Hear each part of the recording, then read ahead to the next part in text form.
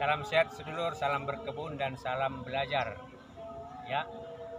Nah, jadi saya panen tapi hanya ada 6 titik tanam kacang. Itu juga dulu kacang yang sempat terlanjur tidak diopeni. Dan ketika kita sudah menanam titik tanam ini 6, itu juga kita openi, dia tumbuh secara alami. Hanya kita rajin menyiram saja. Dan hari ini kita punya satu kasus seperti dalam video sebelumnya saya katakan sedulur, budidaya budidaya tanaman khususnya di hortikultura itu matematikanya lebih canggih, lebih efektif, lebih berdaya hasil daripada budidaya ayam. Saya bukan mau mengabaikan budidaya ayam itu tidak bagus, tidak positif, multiplikasinya tidak tinggi, karena toh juga saya masih lakukan di sana. Hanya saya sedang mencari sebuah metode bagaimana melipat gandakan nilai ekonominya. Nah, sedulur, matematika kacang tanah, cabai, ciplukan, ini ada kacang hijau. Seperti saya bilang, satu bibit bisa menghasilkan banyak buah, mau cabai, mau apa yang saya sebutkan tadi ini. Dan ketika saya tidak openi pun, dia sudah memberikan bibit-bibit baru. Ya, terlambat panen mungkin, padahal saya hanya rajin menanam, menyiram. Nah, jadi ini kasus sebenarnya. Ya, nah ini saya dapat buah, itu bisa saya makan.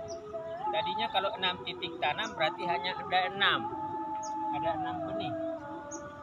Ya. Ada 6 benih kayak begini. Berarti 6 butir. Ya. Nah, sementara ya ini sudah lebih dari 6. Berarti artinya dalam hitungan sekitar 3 bulan ke 4 bulan, ya, itu angka penggandanya itu sangat tinggi, dan itulah dicari oleh para pebisnis sebenarnya, angka pengganda, ya, seiring dengan waktu. Jadi waktu itu sebenarnya dalam mesin uang. Hanya apakah ada yang kita tanam, kita rawat, kita urus untuk menghasilkan hasil panen, itu yang kita tidak pelajari. Saya melihat beberapa video dari negeri Cina, di mana dunia pertanian mereka itu sangat bagus di tingkat petani dan didukung oleh regulasi dan juga supporting pemerintah serta pasar. Ya, nah sementara kita di sini petaninya dibiarkan sendiri mandiri dengan segala mata rantai. Ya, orang yang mengambil keuntungan. Nah, saya mencoba belajar di lahan ini. Sebenarnya bagaimana saya mencoba meningkatkan satu pengetahuan dasar saya tentang dunia pertanian, dari mulai jenis tanah, struktur tanah, kemudian juga komponen pembantu supaya dia menjadi humus, poros, lalu kemudian organik, dan juga kemudian yang lain. Makanya saya bilang itu, ini kita tidak akan pernah buang, itu kita akan kumpulkan di sana.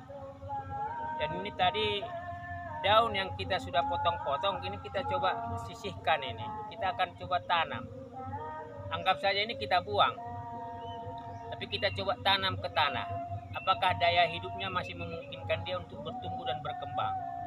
Kalau memungkinkan berarti satu level otak kita diisi untuk menganalisa lebih lanjut. How next? Bagaimana berikutnya? Ya. Jadi ketika kita hanya dalam rutinitas, tidak mengembangkan, to develop, mengembangkan, ya kita hanya ada pada tataran pengetahuan itu dan pengalaman itu. Nah, saya mencoba mempelajari, ini akan jadi materi kompos, ini akan menjadi materi pokok bahasan berikutnya. Ketika saya sudah tanam, kacang ini akan ada menjadi energi tenaga, spiritualitas, dan kemudian yang lain. Lalu kemudian ini benih ini akan menjadi daya, ya, saya untuk menciptakan kreasi-kreasi berikutnya. Yang jelas saya melihat ada beberapa masalah dari 6 titik tanam yang ada. Pertama, tanah saya tidak gemburkan, kurang digemburkan dari awal. Ya, ini memang waktu di awal ini digemburkan, ini masih ada kotoran sapi, tetapi hanya langsung diletakkan lalu tidak diurus, ya, sehingga seperti ini. Ini sangat alot, dan akar pasti sulit masuk ke sini, ya. Akar pasti kesulitan untuk mencari nutrisi termasuk untuk bernapas, sehingga membantu proses fotosintesa itu mengembangkan batang dan akar dan daun. Jadi yang pertama itu masalahnya yang saya lihat ketika kita bercocok tanam, berarti yang pertama kita pelajari adalah mengenai tanah, jenis tanah, struktur tanah, komposisi tanah, bahan dan itu saya dalam proses itu. Itu makanya setiap media tanam saya itu saya upayakan pertama, seperti di video sebelumnya saya bilang, minimal mengandung 5 unsur. Ada tanah, ada humus, kompos, mau kohe, mau apapun, rumput kering itu diolah. Yang kedua ada mineral, ya, ada mineral mungkin dari pupuk-pupuk vitamin yang ada kemudian juga itu kapur, ya. Kapur mungkin kalsium karbonat, bertransformasi dia dari peristiwa fisika menjadi peristiwa kimia. Itu semua akhirnya setiap tanah yang bagus untuk ditanam itu berarti menghasilkan kandungan itu. Nah, yang kelima itu adalah mengenai pasir, ya. Pasir sebenarnya bebatuan kerikil kecil itu hanya membuka celah supaya akar itu bisa punya ruang gerak yang lebih lincah dan dia bisa berkembang, dan pada akhirnya membuat pohon itu bisa bertambah besar, bertambah cabangnya banyak, lalu berbuah. Nah, itu yang saya pelajari. Jadi yang pertama itu tanah, yang kedua cara perawatan. Memang saya tidak berikan pernah pupuk, saya hanya rajin menyiram. Tetapi ketika ia tumbuh subur,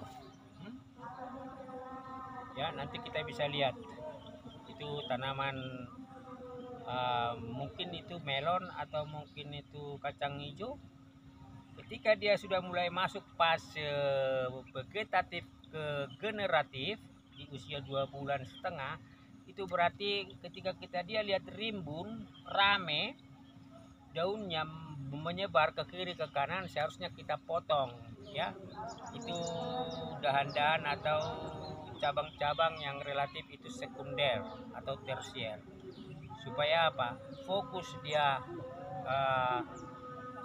mengembangkan akar sama buah. Fokus dia untuk memperbanyak bunga. Karena ketika dia banyak itu menyebar, berarti energi hidupnya itu banyak dibagi ke setiap cabang dan setiap daun. Itu yang kedua yang saya pelajari, sedulur. Jadi ketika dia masuk fase vegetatif ke generatif, itu saya tidak lakukan yang namanya pemotongan daun atau pengurangan daun, supaya pada akhirnya energinya lebih fokus pada pertumbuhan bunga dan buah. Nah, yang ketiga, sedulur, yang tidak saya lakukan, yang saya coba satu analisa, dan itu saya akan lakukan kepada tanaman saya. Ketika dia masuk pada fase vegetatif tadi, kita tidak menambah timbunan tanah, timbunan dedaunan, timbunan humus, timbunan akar pada batang, pada sekitar batang. Tetapi relatif itu saya sudah lakukan, ya, pada namanya pepaya, pada namanya cabai, pada namanya tanaman kacang hijau, kemudian apapun saya sudah lakukan. Saya coba menimbun, ya, menambah, sehingga pada akhirnya memberikan satu penguatan pada batang untuk lebih ketat, lebih erat dijepit oleh tanah, sehingga dia memaksa akar untuk lebih cepat berkembang. Tanah sekitar titik batang tanaman itu ditarik, diberikan semacam gundukan, ya, baik cabai, pepaya, takokak, demikian ini, ya.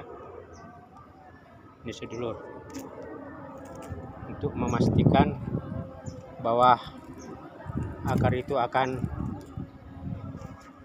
kuat menyerap tomat,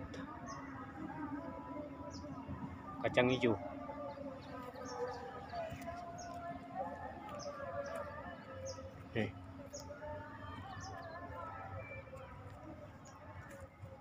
Melon.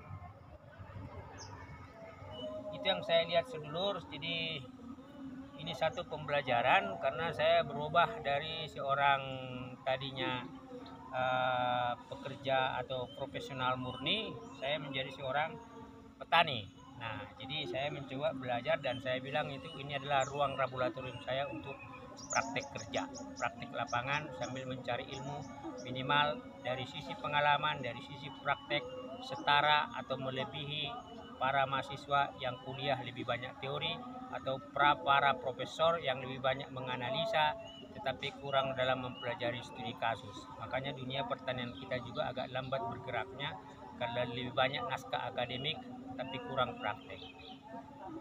Salam sehat, salam sejahtera, salam berkebun, terus belajar mengembangkan potensi diri dan mengembangkan potensi yang ada di lingkungan.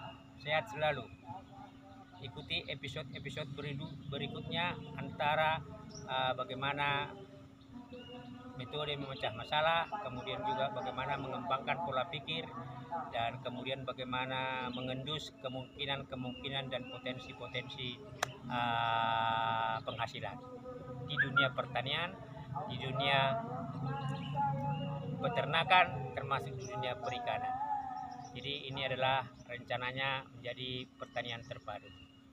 Sehat selalu, salam sejahtera.